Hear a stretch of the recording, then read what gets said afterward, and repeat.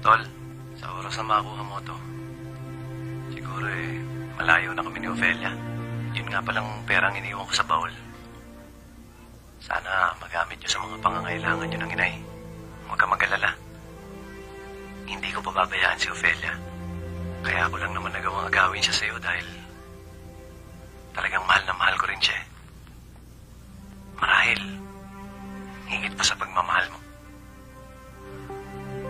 Pasensya ka na, Tol.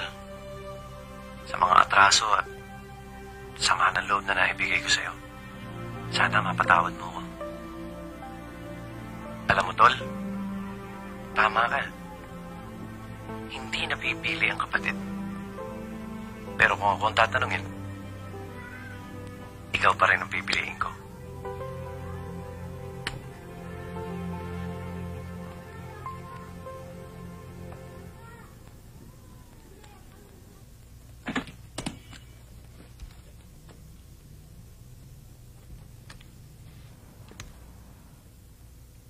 Kunin ko itong pareho.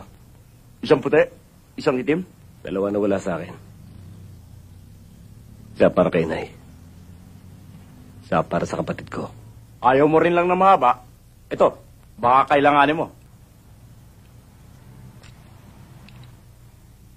May impormasyon na akong galing kay Tiniente. Identified na yung taong napatay sa bahay niyo. Tauhan ni Major Dinero. Sinong Major Dinero? Fake na militar yun.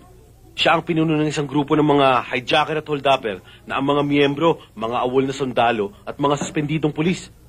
Kilala ko yung kanakamay nun, si Boyong. Yung bang kumpare ni Melgar? Oo. At dinouble cross daw ng utol mo ang grupo ni Dinero at ni Boyong, kaya siya niyari.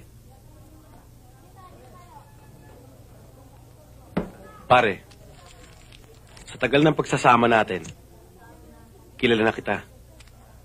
Alam kong iniisip mo. Gaganti ka.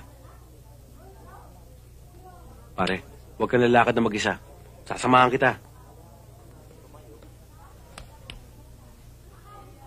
Tama na yung mga naitulong mo sa akin. May pamilya ka. Saan ko sila makikita?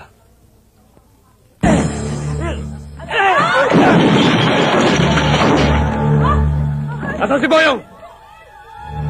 Si Boyong! Nasa taso!